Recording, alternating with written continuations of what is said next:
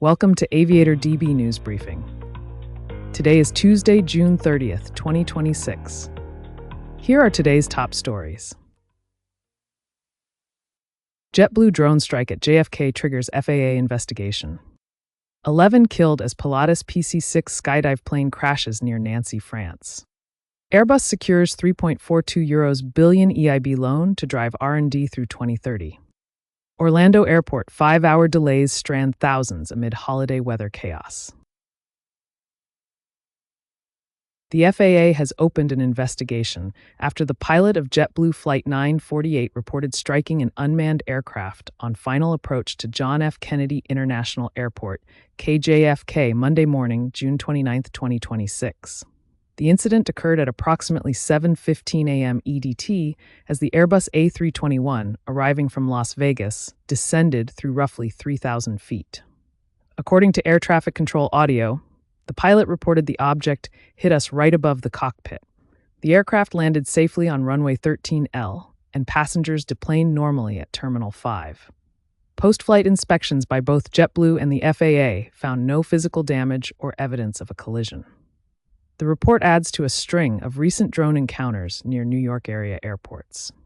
On June 26th, a United Airlines flight reported a near miss with a drone on approach to Newark Liberty International Airport. The FAA says it receives more than 100 drone sighting reports near U.S. airports each month and warns that unauthorized flights in controlled airspace are illegal and subject to criminal prosecution. Investigators have not yet identified the operator of the drone involved in Monday's JetBlue encounter. Drone incursions near major hubs like JFK present serious safety risks even when initial inspections show no damage. Small UAS strikes can cause hidden structural or engine damage not immediately visible. The FAA continues to urge the public to check airspace authorization requirements before flying drones and to report unauthorized operations to local law enforcement. 11 people were killed Sunday, June 28, 2026, when a Pilatus PC-6 turboprop crashed shortly after takeoff from Nancy Aerodrome near Tomblain, France. The aircraft, operated by a local parachuting school on a skydiving sortie, suffered a malfunction and fell nearly vertically into a grassy area adjacent to a residential neighborhood, according to Regional Prefect Yves Segui. Interior Minister Laurent Nunez confirmed the death toll, saying the plane fell abruptly from the sky within minutes of departure. The 11 victims included the pilot and 10 skydivers, 5 instructors and 5 students. A source close to the investigation told AFP that the student jumpers were self-employed nurses taking part in their first skydive.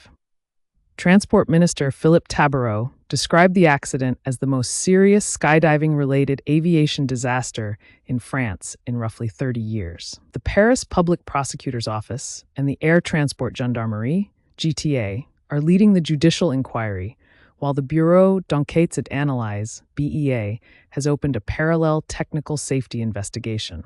Preliminary analysis of NTSB flight tracking data, highlighted by aviation analyst Juan Brown of the Blanco Lirio channel, shows the aircraft drifting slightly left of the runway centerline before executing a sharp left turn and descending rapidly. That flight profile is consistent with a loss of control (LOC) event during the critical low-altitude, high-weight phase immediately after takeoff.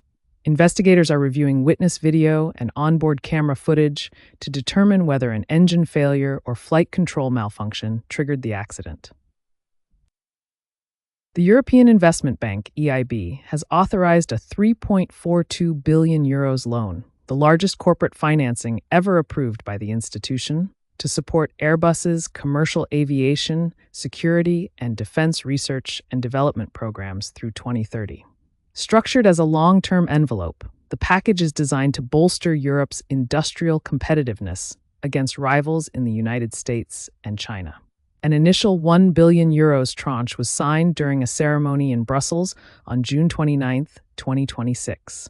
According to the EIB, the funding is specifically tailored to underpin European technological sovereignty and industrial excellence, with projects concentrated in Airbus's core manufacturing hubs in France, Germany, and Spain.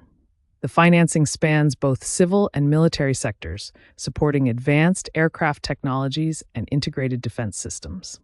The package also aligns with broader EU efforts to consolidate satellite capabilities among Airbus, Thales, and Leonardo as a European counterweight to SpaceX's Starlink constellation. Industry analysts view the EIB loan as a strategic hedge against mounting global competition, particularly from Boeing in the single-aisle and wide-body markets.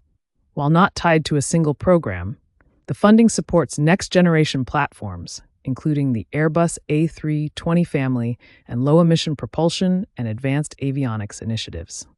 By securing long-term, policy-backed financing, Airbus is positioned to spread R&D risk across multiple programs while maintaining its technological edge despite persistent global supply chain pressures. Passengers at Orlando International Airport, KMCO, endured delays of 5 hours or more as severe thunderstorms triggered a cascade of operational failures at the start of the holiday travel period. The FAA issued ground stop programs tied to the storms, contributing to more than 300 flight disruptions in a single day and leaving an estimated 4,850 travelers stranded in overcrowded concourses and gate areas, according to local news coverage from WH and social media reports. As frustration mounted over limited communication from airlines, viral accounts described uniformed officers intervening in crowded gate areas to restore order.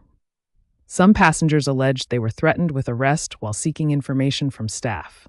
No large-scale formal arrests have been documented in public records, but the perceived escalation of security measures fueled widespread outrage and drew national attention on social media. Major carriers, including Delta, American, and United, were among those hardest hit by the disruptions.